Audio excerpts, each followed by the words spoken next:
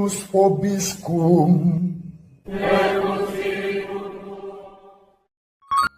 Sahabat peradaban kasih ekologis yang terkasih, selamat berjumpa dalam renungan harian bersama saya Romo Alois Budi Purnomo PR melalui channel ini.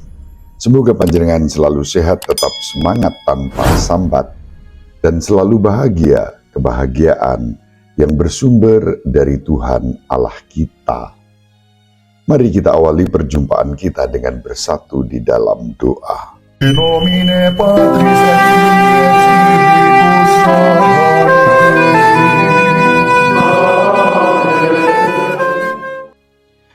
Allah Bapa, sumber kedamaian, Engkau memberkati dan menyinari kami dengan sabda-Mu.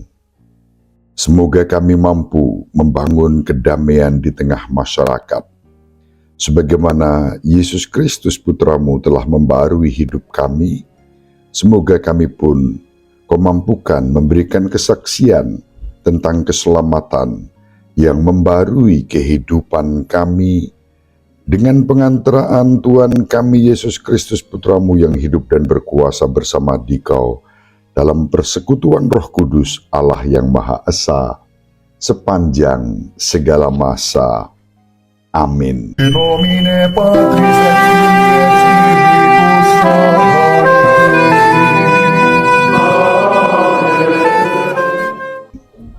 Sahabat peradaban kasih ekologis yang terkasih, mari kita baca Injil Matius bab 9 ayat 14 sampai 17.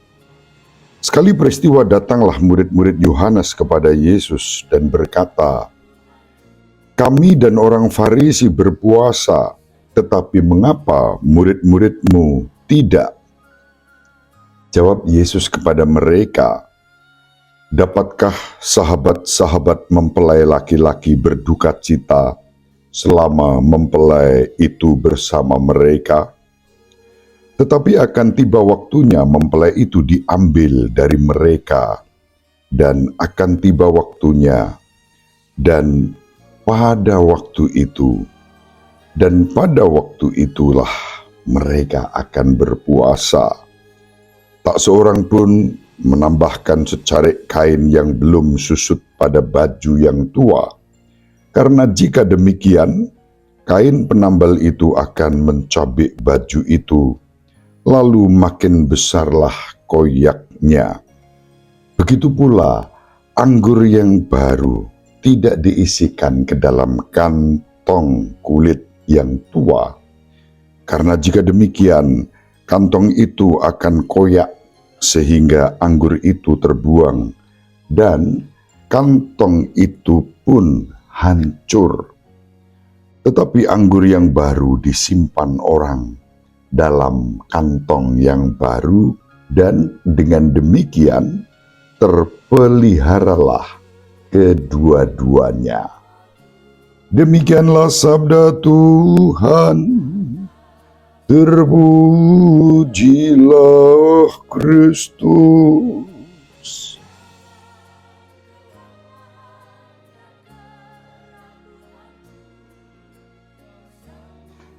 Sahabat peradaban kasih ekologis yang terkasih, Injil yang diwartakan kepada kita memiliki spiritualitas, pembaharuan, pemulihan, dan itu yang dikerjakan oleh Allah. Maka dengan pembaharuan dan pemulihan itu, kita diajak untuk meninggalkan cara hidup kita yang lama dan menempuh kehidupan yang baru. Cara hidup yang baru adalah cara hidup di dalam Kristus. Sahabat peradaban kasih ekologis yang terkasih, Tuhan kita Yesus Kristus sendiri mengangkat kita, orang-orang yang percaya kepadanya dan bergabung di dalam gerejanya yang satu, kudus, katolik, dan apostolik sebagai mempelai Kristus. Sungguh dahsyat identitas gereja sebagai mempelai Kristus. Kita dikasihi sedemikian rupa sehingga dipanggil untuk menjadi belahan jiwa, Tuhan kita Yesus Kristus, agar kita yang telah diperbaharui oleh Kristus juga hadir dengan semangat yang baru, menghadirkan cinta kasih dan kerahiman Allah yang mewujud dalam semangat pengampunan persaudaraan yang inklusif, yang merangkul semua orang tanpa diskriminasi. Sahabat peradaban kasih ekologis yang terkasih, tema umat Allah yang dipulihkan oleh Kristus itu yang mau diwartakan di dalam sabda Yesus yang menyatakan bahwa anggur yang baru disimpan pada kantong yang baru. Dalam hal ini ditegaskan kepada kita oleh Tuhan kita Yesus Kristus bahwa Tuhan kita Yesus Kristus tidak datang sekadar untuk memulihkan keadaan yang lama, kantong anggur yang lama, melainkan Yesus Kristus datang untuk menjadikan segala sesuatu baru. Dialah yang menggenapi perjanjian lama dengan membuat perjanjian baru yang kekal dan dimeteraikan dengan darahnya melalui sengsara, wafat, dan kebangkitannya. Dan dengan cara itulah Yesus Kristus hadir sebagai Mesias yang membawakan anggur baru kepada umatnya. Ini bisa kita bandingkan dengan nubuat yang disampaikan oleh Nabi Amos bab 9 ayat 13 dan 14 yang minggu-minggu ini kita baca kitabnya, kitab Amos sebagai bacaan pertama. Nabi Amos juga bicara tentang nubuat bagaimana Allah akan memulihkan umat Israel. Dan pemulihan itu yang dilakukan oleh Tuhan Yesus Kristus. Sahabat peradaban kasih ekologis yang terkasih, setiap kali kita merayakan Ekaristi, kita mengalami penggenapan perjanjian baru itu. Yesus yang menyerahkan tubuh dan darahnya sebagai santapan dan minuman kita. Yesus menghadirkan anggur yang baru dan kita boleh menyambut Kristus dalam Ekaristi karena kita diangkat sebagai mempelai-mempelai Kristus sendiri. Kita mengambil bagian dalam anggur yang baru, yaitu darah Kristus.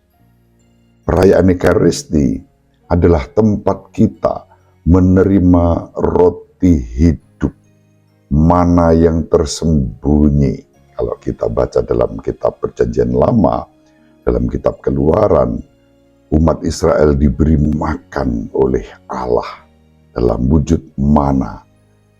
Dan di dalam Perjanjian Baru, bukan lagi mana yang diberikan, melainkan roti hidup. Dan roti hidup itu tidak lain adalah Tuhan kita Yesus Kristus sebagai mana yang tersembunyi. Kita bisa membaca hal ini dalam kitab Wahyu bab 2 ayat 17. Roti hidup dalam Yesus Kristus itulah Yesus Kristus sebagai roti hidup menjadi mana tersembunyi, anugerah Allah bagi kita mempelai Kristus.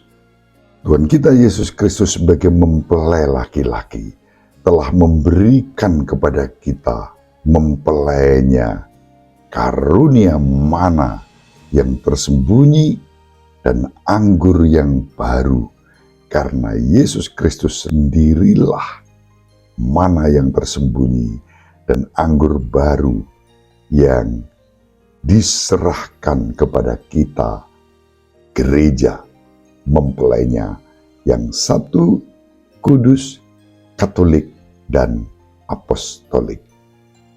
Semoga bermanfaat. Ibu Maria dan Bapak Yosef selalu mendoakan kita Semoga panjenengan semua sahabat peradaban kasih ekologis yang terkasih, bersama seluruh anggota keluarga dimanapun berada, dibimbing, dilindungi, dan diberkati oleh Allah yang Maha Kuasa, Bapa dan Putra dan Roh Kudus. Amin. Terima kasih, salam sehat, tetap semangat tanpa sambat, selalu bahagia, kebahagiaan yang bersumber dari Tuhan Allah kita. Salve, shalom, salam sejahtera, berkah dalam. Sahabat peradaban kasih yang terkasih, sampai jumpa pada episode berikutnya. Terima kasih atas kebersamaan kita. Salam peradaban kasih ekologis, berkah dalam.